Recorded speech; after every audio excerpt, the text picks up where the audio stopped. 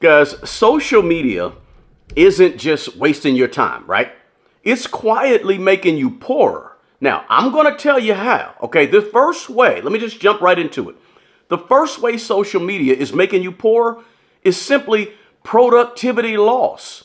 See, and most people sort of underestimate this, but I'm going to show you something, okay? Social media is not just something that people use, right? Every now and then start flipping through it. No. For a lot of people, social media is something that they're literally addicted to, okay? Let's keep it real, okay? You wake up in the morning and the first thing that happens is what? The phone comes out automatically. And whatever app you like, it opens without you even thinking about it, right? And so boom, you start your day. And suddenly 20, 30 minutes, an hour goes by, and that time wasn't just harmless downtime, right?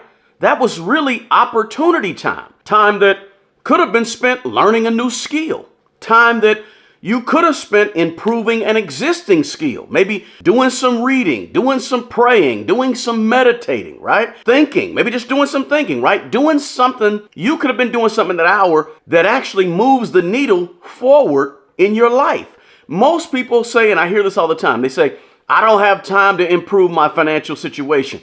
That's baloney for most people, okay? You don't have time, but somehow every day you find time to scroll. And to be clear, if you use social media for business, this part really doesn't apply to you, right? If you're selling products or you have some advertising or you're building a brand or you're developing a website, all of that stuff is different. So we're not talking about intentional use of social media to build a business or something. We're talking about the regular average person who scrolls the social media on their phone out of habit, right? Look, an hour a day, let's break this down. An hour a day scrolling don't really feel like much, right? But if you zoom out a little bit, that's over 360 hours in a year. Look, 360 hours in a year, that's an entire new higher income paying skill that you could have developed, that you could have acquired. That's a whole certification that you could have put under your belt, right? And it could put you in a whole different financial trajectory. Let's keep it real. So productivity loss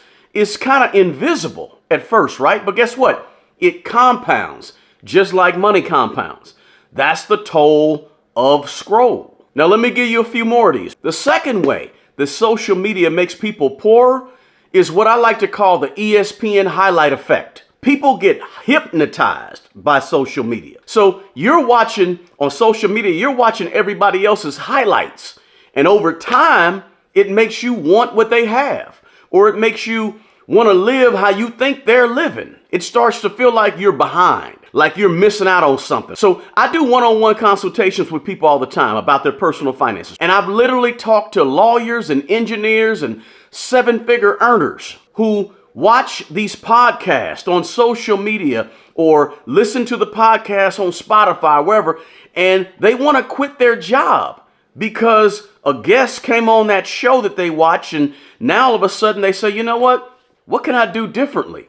I don't like my life. I'm telling you now, scrolling can easily make you feel like you're losing, right? When you're actually winning. If you was winning in 1990, you couldn't compare yourself to the whole world. But if you're winning in 2026, you're scrolling on the internet and you're comparing your winning or your life to other people's ESPN highlights. And you start feeling like, it happens all the time. I hear it all the time. You start feeling like you could be doing better and you should be doing a whole lot more, and you're not doing enough, and you don't want to work for the man anymore, and right? This is what happens to a lot of people. If you ever felt like that, or you know somebody that has felt like that, drop me a comment down below and just let me know, because it happens. I hear it all the time. Social media is simply the ESPN highlights of life. You know how on ESPN, when you see the highlights of a game, they show you the big moments only,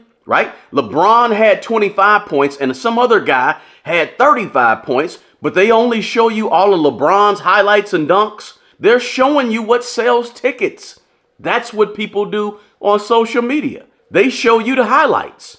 They show you what's going to get attention. So when we end up scrolling on the internet, we're watching the dunks. We're watching all the home runs. We're checking out and seeing all the touchdowns in a row. And then that tricks our mind into thinking that, man, we ain't got no touchdowns today. We haven't dunked the ball yet. So we're not watching the passing, the dribbling, the execution of after timeouts or the practices. When you scroll on social media, you're not seeing people's debt piling up behind closed doors on that credit card. You're not seeing the stress or the tears or the pain or any of that stuff, right? So what happens is we scroll on social media and we end up comparing our entire game of life to somebody else's highlight reel. And here's what happens. Here's where it gets to your finances. When people feel behind, they rush and they feel depressed and they feel less than, or they feel like they're not enough or what they're doing is not enough. And so they could be 35 years old and be an engineer, married, family, wonderful life, but they don't feel like it because they watching the ESPN highlights, comparing it to their own life. And what happens is you end up stretching your finances to try to catch up, right? You end up buying that car, going on that expensive vacation, right? Because comparison doesn't just mess with confidence. Ultimately, comparison messes with your money. So you're taking the expensive vacation and buying the outfit and paying for the hairdo to keep up with what you perceive to be real life. But it's only the highlights of the game, the ESPN highlights. And that leads really to number 3. The third way that social media is making people poorer is impulse buying, or that FOMO spending, fear of missing out spending. This one sort of feels harmless in the moment, right? When it's happening, no big deal, right? Oh, it's $5, $10, no big deal. You see something, you want it, you click once, you got it, right? These one-click purchases, credit cards, easy to use, buy now, pay later. Look, Amazon has made it super easy, really easy for us to just spend money with a click. Social media has put a desire in us to have more, but it's put the capability of us to instantly have more right at our fingertips, right? It used to be you had to window shop or you had to get the catalog, the Sears, JCPenney catalog, and talk about, yeah, I want that and I want that. Now, all you got to do is roll over and that temptation to buy something is on your phone. It's on your social media. You click it once, it's at your door the next day. Most people don't overspend because they're just irresponsible human beings. Most people overspend because they're overstimulated. And advertisers, marketers, they know how to get you. They know you better than you know you. They study us like we're lab rats, right? Like we're a scientific experiment. And on the internet, ads on social media, ads on TV, ads on billboards. You got ads when you walk down the street. Sometimes you ain't even thinking about spending money, but you pick up your phone and start to scroll a little bit and you get triggered, right? In the back of your mind, you don't even know what happened. And you know your phone is listening to your conversation, right? Have you ever had a conversation about pizza? And then all of a sudden you pick up your cell phone and you start scrolling on social media and you see a Domino's ad and you see a Pizza Hut ad, right? You're talking about Chipotle and then Chipotle comes up in your IG feed. It's crazy, but it's true, right? They're making money off of our scrolling and our inability to stop scrolling. They know how we think and respond to ads. Look, every scroll we do introduces a potential for a new want. And when spending becomes like subconscious and emotional instead of being intentional, that's when it messes with our finances, right? So you don't feel broke in the moment, but you feel broke later when you look at your statement. Now let's go to the fourth way. The fourth way that social media is making us poorer is just pay to play. What's pay to play? It's where businesses are sort of shifting their models from entirely free models on social media to paid tiers, where users like me and you, we got to pay a monthly fee to get Meta verified or X Premium over on Twitter, right? Nowadays, almost nothing online is really free like it was, right? So you got all these premium features everywhere online with almost everything you click on nowadays. And you have these subscriptions that are just stacked on top of subscriptions, right?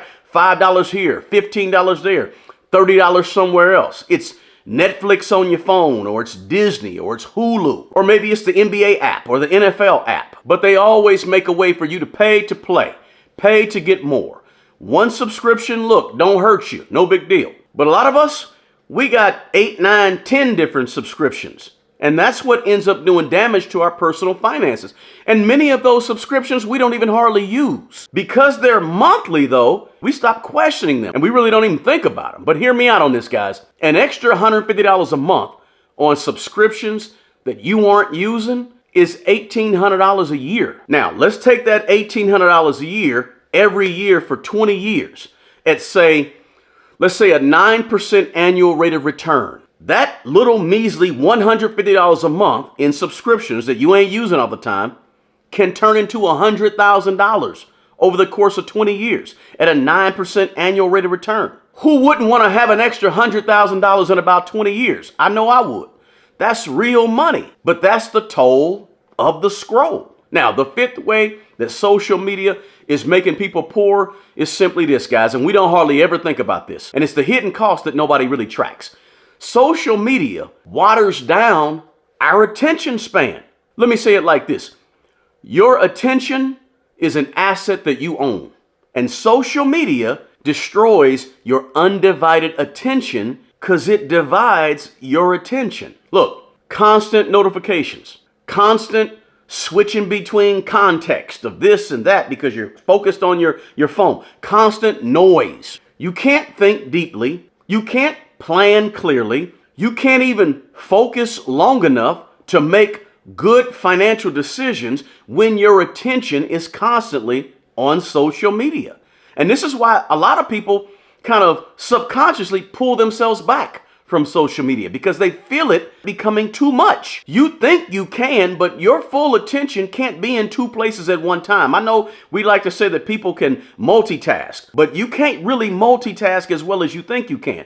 You ever try to have a conversation with a teenager who's scrolling on their phone on social media? It feels like when you're trying to have that conversation that they're not paying attention to you.